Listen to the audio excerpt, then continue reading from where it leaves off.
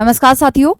जैसे कि आपको पता है कि हम छोटी छोटी वीडियो के साथ जो है वो सारे के सारे टॉपिक्स को क्लियर कर रहे हैं। इसी तरीके से एक और टॉपिक है जो एक मुश्किल टॉपिक है, जहां से अभी अगर हम हाल फिलहाल में देखें काफी सारे प्रश्न आए हैं, वो है पठन व लेखन की प्रक्रिया। यहां से क्वेश्चन आते हैं, यानी कि process of reading and writing. पिछली बार आपने देखा होगा, पिछली बार भी ये सवाल आया था, लेखन की प्रक्रिया के बारे में क्वेश्चन आया था। उससे पिछली बार भी कुछ अलग तरीके से क्वेश्चन आया था। तो आज मैंने नए और पुराने प्रश्न दोनों ही इसमें शामिल किए हैं, लेकिन समझ के अनुसार इसे हम करेंगे। सबसे पहले हमारा काम होगा समझ बिठाना, ठीक है जी। तो चलिए भाई, तो सबसे पहले हम बात करते हैं प्रोसेस ऑफ रीडिंग, यानी कि पठन की प्रक्रिया के बारे में। कोई भी चीज को हम पढ़ते हैं, चाहे मान लो कि वह कविता है या कहानी है, या फिर मैंने आपको सीटेट में एक पैराग्राफ पढ़ने के लिए दे दिया, तो आप कैसे पढ़ोगे? आप अपना सबसे पहले काम क्या होगा इसमें? सबसे पहला काम होगा कि आप पढ़ने के लिए एक भूमिका जो है वो बिठाओगे अपने दिमाग में, यानी कि हमें पढ़ना है। सबसे पहले आप ये तैयार करोगे। तो प्री रीडिंग का मतलब क्या है कि पढ़ने से पहले की प्रक्रिया। इसे हम पूर्वालोकन के नाम से भी जानते हैं। पूर्वालोकन मतलब कि मुझे इनमें क्या पढ़ना है। इस पैराग्राफ को अगर मैंने दिया है, इसमें हमारा मेजर काम क्या है? हमारा फोकस है कि उत्तर लगाना। उस समय पर फोकस क्या हो जाता है जब हम सीटेट में परीक्षा में बैठते हैं, कि ज्यादा से ज्यादा हमें सही उत्तर चाहिए होते हैं।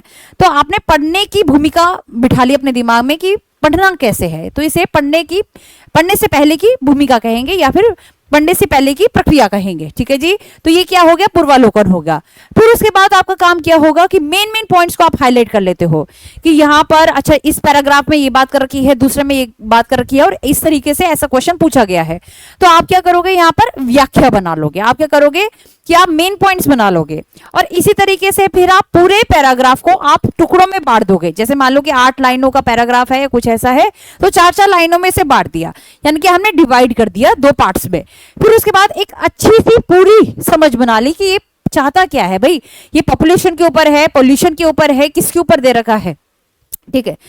तो हमने क्या कर लिया, हमने यहाँ पर एक समझ बना ली, और उसके बाद क्या है, उसके बाद एक शीर्षक बना दिया, मतलब एक समराइज कर दिया कि उस पूरे पैराग्राफ का जो है ये सार क्या है, यानी कि एक समराइज फॉर्म में से हमने कन्वर्ट कर दिया। तो यही प्रोसेस होगी, यानी कि इसी तरीके से क्वेश्चन आता है। इस क्वेश्चन को देखिए फटाफट से कि एक भाषा शिक्षक आमतौर पर अपनी कक्षा की शुरुआत कुछ परिस्थितियां बताकर, कुछ प्रश्न पूछकर और कुछ अपना अनुभव साझा कर आदि से करता है। यानी कि अभी वह पढ़ा नहीं रहा, अभी उसने शुरू नहीं किया। शुरू करने से पहले वह पूरी की पूरी भूमिका बना रहा है। तो इस प्रक्रिया को हम क्या कहेंगे? पूर्व पठन कार्य कहेंगे, पढ़ते समय का कार्य कहेंगे, या फिर ऑनगोइंग टास्क, यानी कि चालू कार्य। इसका मतलब होता है कि अभी यहाँ पर टीचर पढ़ाना शुरू कर दिया है, या फिर पढ़ने के बाद का कार्य। बताइएगा इस प्रश्न का जो उत्तर है वह क्या होगा, क्योंकि भूमिका अभी बना रहा है, अभी पढ़ाना जो है वह शुरू नहीं किया। तो इसको हम कहते हैं प्री रीडिंग टास्क, यानी कि पूर्व पठन कार्य। और इसी तरीके से एक और क्वेश्चन आ जाता है। ये क्वेश्चन मैंने क्रिएट किया है, मतलब ये क्वेश्चन कभी आया नहीं, लेकिन आ सकता है। जिस तरीके से सीटेट का पैटर्न हम देख रहे हैं, नए नए प्रश्न यहाँ पर आ रहे हैं, तो आपको ये प्रश्न लगाना भी बहुत जरूरी है।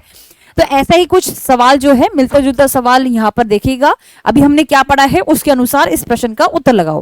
क्या कह रहा है? निम्नलिखित में से कौन सी प्रक्रियाएं भाषा को अच्छी तरह से पढ़ने सीखने में शामिल है? तो सबसे पहले आप कोई भी चैप्टर पढ़ते हैं, कोई भी पार्ट पढ़ते हैं, पार्ट को पढ़ने से पहले आप एक भूमिका निभाते कि मैंने कौन सा चैप्टर पढ़ना है या फिर क्या पढ़ना है, ठीक है। तो आप यहाँ पर क्या करोगे? सबसे पहला काम क्या होगा? पूर्वालोकन सबसे पहले। तो इसलिए समझना हटा दो, ये हटा दो। क्या है? ये दोनों में ही पूर्वालोकन है। उसके बाद क्या होगा?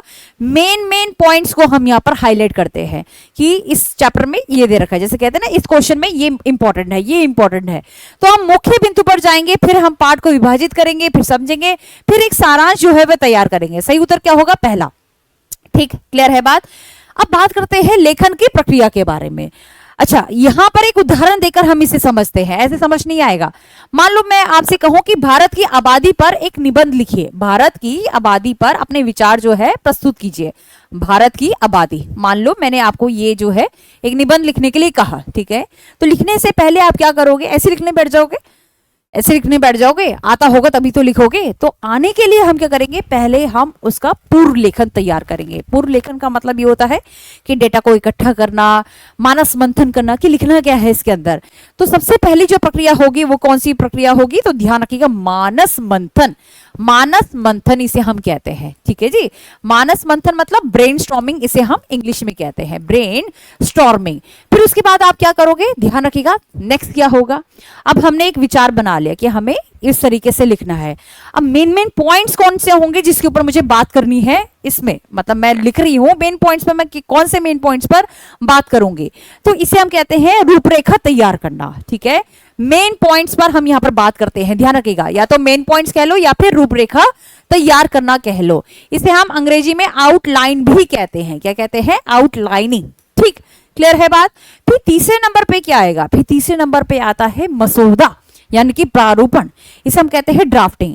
अब मैंने यहाँ पर मेन पॉइंट्स देख लिए, अब उसके बाद मैंने लिखना शुरू कर दिया, जिसे हम कहते हैं प्रारूपण। क्या कहेंगे इसे हम, प्रारूपण कहेंगे या फिर मसौदा कहते हैं, इसे इंग्लिश में कहते हैं ड्राफ्टिंग। क्या कहेंगे, ड्राफ्टिंग कहेंगे। अब यहाँ पर लिखना शुरू कर दिया। अब जैसे बोर्ड की परीक्षा में होता था कि आप एक बार रिवाइज करते थे कि मैंने गलत तो नहीं लिखा, सही लिखा है ना, तो आप क्या करोगे, यहाँ पर पुनः परीक्षण करोगे या पुनरावृत्ति कहोगे, क्या करोगे, पुनरावृत्ति करोगे या फिर पुनः परीक्षण कहोगे। और इसे हम क्या कहते हैं, रिवाइजिंग, क्या कहते हैं, रिवाइजिंग कहते हैं, ठीक है जी। फिर उसके बाद क्या होगा, फिर उसके बाद रिवाइज कर लिया, अब हमें लगा कि यहाँ पर गड़बड़ हो रही है, जैसे बोर्ड की परीक्षा में नहीं, ये मैंने क्या लिख दिया, काटते हो या फिर रब करते हो या फिर उसे फ्लूट से हटाते हो, तो इसे हम कहते हैं एडिटिंग। इस प्रोसेस को हम कहते हैं संपादन कहोगे, या तो संपादन कहोगे या फिर प्रूफ रीडिंग कहोगे। क्या कहोगे, प्रूफ रीडिंग कहोगे आप, ठीक है, क्लियर है बात। प्रूफ रीडिंग या फिर संपादन यानी कि एडिटिंग भी इसे हम कह सकते हैं।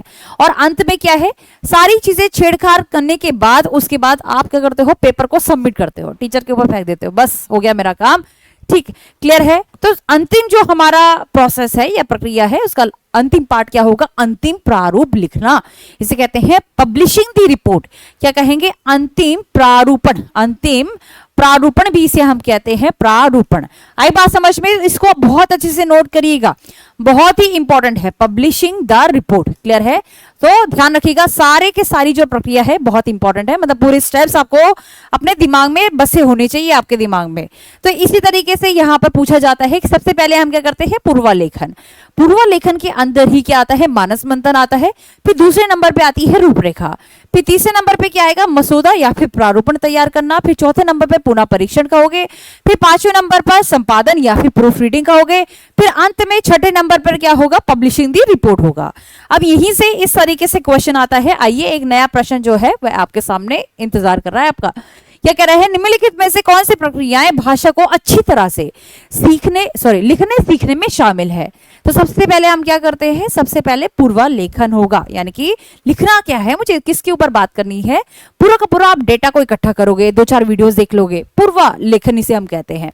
इसके अंदर मानस मंथन आता है। तो सबसे पहले मानस मंथन कहां पर है, सारी जगह पर मानस मंथन पहले नंबर पे दे रखा है। तो ठीक है भाई, आगे चलते हैं। फिर दे रखा है रूपरेखा, आ जाओ भाई नीचे आ जाते हैं। मुख्य बिंदु को नोट करना, फिर यहां पर प्रारूप दे रखा है, प्रारूप लिखना कहोगे, ठीक है। फिर रूपरेखा तैयार करना, कुछ इस तरीके से दे रखा है। फिर मानस मंथन, मुख्य बिंदु नोट करना। देखो भाई, मुख्य बिंदु नोट करना ये रूपरेखा का ही पार्ट होता है। इधर देखो भाई, यहाँ पर जो 4th पॉइंट है कि मानस मंथन हम पहले कर रहे हैं, इसमें मुख्य बिंदु को नोट करेंगे, फिर एक आउटलाइनिंग बना लेंगे, फिर उसके बाद हम एक प्रारूप जो है वह लिखेंगे, फिर उसके बाद संपादन होगा, फिर अंतिम स्वरूप देना। तो सही उत्तर क्या होगा, सही उत्तर होगा 4th। और इसी तरीके से एक और प्रश्न है, ये प्रश्न आया हुआ है, वो क्वेश्चन नया था, ये पिछले वाला क्वेश्चन जो है वह नया था, ठीक है, ये मैंने क्रिएट किया है। फिर उसके बाद यहाँ पर ये जो क्वेश्चन है ये आपका PYQ से रिलेटेड है, तो इसी से मिलता जुलता यदि वैसा क्वेश्चन आ जाए तो ध्यान रखिएगा, मतलब हर एक प्रश्न पर आपका दाब होना चाहिए, बहुत अच्छे से आपको तैयारी करनी है। और ऐसी शॉर्ट वीडियो के माध्यम से हम तैयारी करते रहेंगे। और एक बात कह दूं आपको कि यदि आपने मूल मंत्र की सीरीज नहीं देखी है तो जाइए उसे देखिए, क्योंकि वो बहुत इंपॉर्टेंट है, उसे मैंने पूरी की पूरी थियोरी करवा रखी है। चाहे वो सीडीपी हो, चाहे वो तुम्हारा हिंदी पेडागोजी हो। तो कोई इतना बारीकी से नहीं पढ़ाता, बहुत बारीकी से मैंने उसे कर रखा है। और अगर आपने एक बार देख लिया, मैं यकीनन दावे के साथ कहती हूँ कि आपका सीटेट का पेपर सिर्फ पास नहीं होगा, अच्छे नंबर आएंगे। ठीक है, तो ऐसी छोटी छोटी वीडियो के साथ हम मिलते रहेंगे। सभी को नमस्कार एक बार फिर से।